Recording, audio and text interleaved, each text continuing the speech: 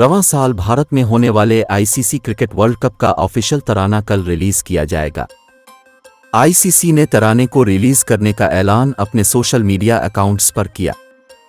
तराना पाकिस्तानी वक्त के मुताबिक सुबह 11:30 पर रिलीज होगा। तराने का नाम दिल जश्न बोले रखा गया है। तराने में भारतीय अदाकार रणवीर सिंह जलवागर होंगे। सोशल मीडिया पर लगाई गई पोस्ट में तराने का नाम और रणवीर सिंह को देखा जा सकता है। वाज़ेह रहे कि आईसीसी वनडे वर्ल्ड कप रवां साल अक्टूबर में भारत में खेला जाएगा।